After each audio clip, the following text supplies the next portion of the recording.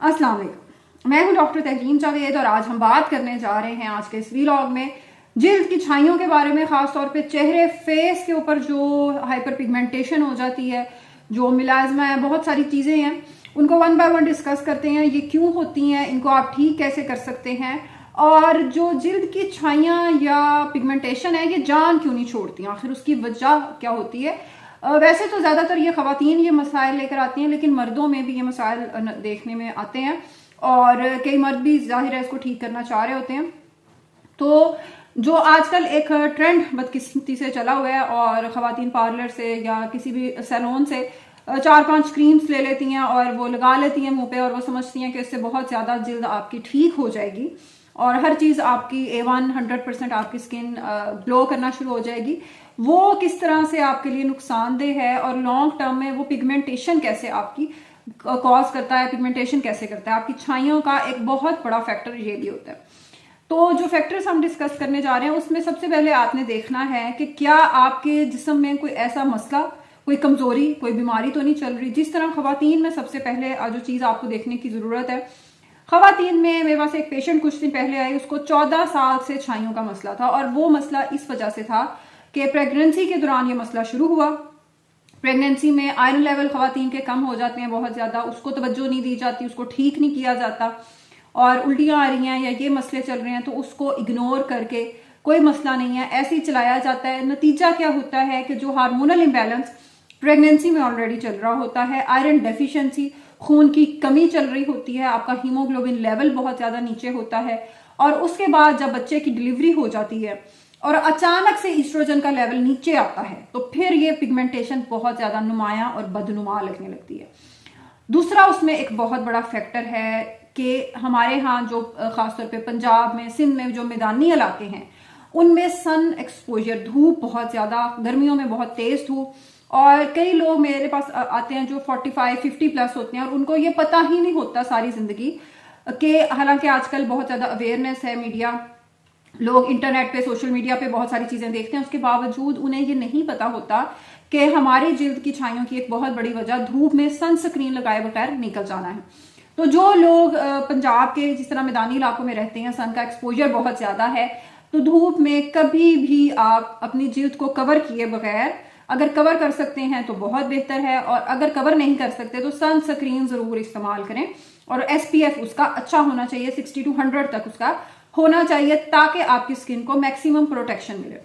Jeans का भी इसमें रोल है, आपको खानदान की तरफ से जो विरासत में आपको फैमिली की तरफ से इनहेरिटेंस में जीन्स मिली हैं उसका भी एक बहुत बड़ा रोल है। अगर आपकी फैमिली में कोई ऐसा माँ बाप या आपकी खाला, मामू, फूफो, किसी के भी अंदर हाइपर पिगमेंटेशन थी तो आपके अंदर भी होने का चांस ज्यादा है। उसको आपने अपने आप को एक रिस्क के तौर पर देखते हुए उसको बेहतर तरीके से डील करना है। जो अभी आपको पहले चीजें बताई हैं उनको ठीक करें। इसके अलावा क्या चीज है कि जब ये सारा आपका एक तो सन एक्सपोजर चल रहा है, आपका हार्मोनल इम्बैलेंस चल रहा है, साथ में जो आप खाना पीना आप खा रहे हैं, ना तो उसमें आयरन का लेवल ठीक है, ना उसमें विटामिन C आपके जिस्म को मिल रहा है। और खवातीन में बदकिस्मती से ये रुझान बहुत ज्यादा देखा गया है कि बच्चों के बाद वो अपने खाने पीने से हमारे यहाँ लापरवाह हो जाती हैं, क्योंकि शायद समाज ही ऐसा है। तो उस इन सारी चीजों का, और फिर मैल नरिश्ड जो खवातीन है, फिर ये बहुत ज्यादा, ये सारी चीजें जब आप साल हा साल इग्नोर करते चले जाते हैं और बच्चे को खिलाकर और अपने खाने को आप प्रायोरिटाइज नहीं करते तो फिर वो क्या होता है कि आपकी स्किन पर पिगमेंटेशन बढ़ती चली जाती है। और वो जब मुस्तकिल, जब वो इतना ज्यादा, जिस स्टेज पे पेशेंट्स हमारे पास आते हैं वो एक इरिवर्सिबल स्टेज पे चले गए होते हैं ऑलरेडी, और फिर वो चाह रहे होते हैं कि क्रीम से आप रातों रात ठीक हो जाएं, तो जाहिर है ऐसा नहीं होता, उसमें टाइम लगता है। रातों रात ठीक करने के लिए आपकी बाकी ट्रीटमेंट्स हैं, जैसे लेजर हो सकती है, जैसे स्किन पीलिंग आजकल चल रही है और जिसकी वजह से आपकी एक तो ग्लो आ जाता है, आपका कलर, उसमें फेयरनेस बढ़ जाती है, और साथ ही साथ ये होता है कि आपकी पिगमेंटेशन से भी आपको वक्ती तौर पर छुटकारा मिल जाता है।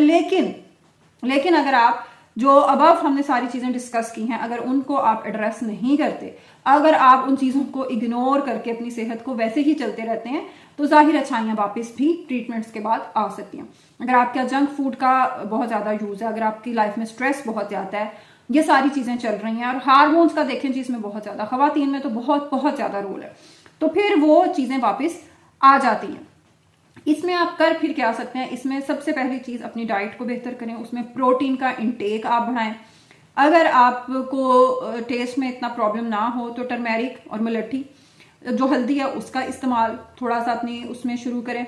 आप दूध के अंदर भी ले सकते हैं, आप वैसे भी ले सकते हैं। विटामिन सी वाली चीजें, जिस तरह सर्दियां आजकल, तो आप विटामिन सी वाले आप ये माल्टे ले सकते हैं, आप ऑरेंजेस, ये सारी चीजें ले सकते हैं जो रिच इन विटामिन सी होता है। गर्मियों में आप लेमन को अपनी डाइट में जरूर शामिल करें। इसके अलावा भी कई चीजें हैं जिनको शामिल कर सकते हैं। आयरन लेवल एक औरत के लिए बहुत अहम है।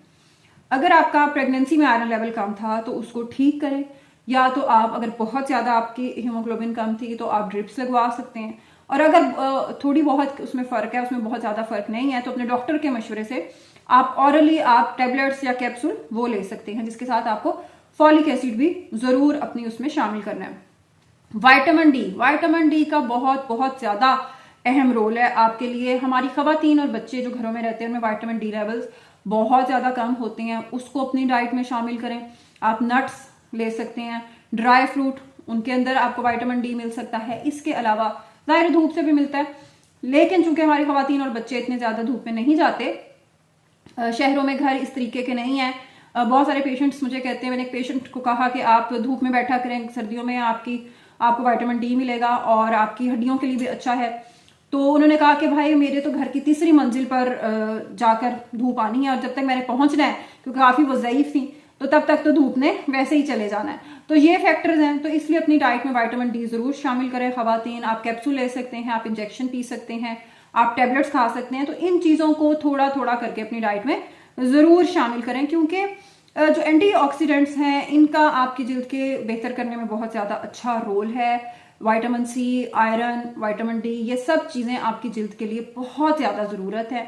जिस तरीके से आप ऑक्सीजन थेरेपी, आजकल कई लोग ऑक्सीजन थेरेपी भी करवाते हैं, तो ये सारी चीजें जो आप खाते और पीते हैं ये भी आपकी जिल्द के लिए बेसिकली ऑक्सीजन का ही काम करती हैं। इसके हवाले से आपका अपना कोई पर्सनल क्वेश्चन है तो काइंडली कमेंट सेक्शन में जरूर लिखिएगा। अल्लाह हाफिज।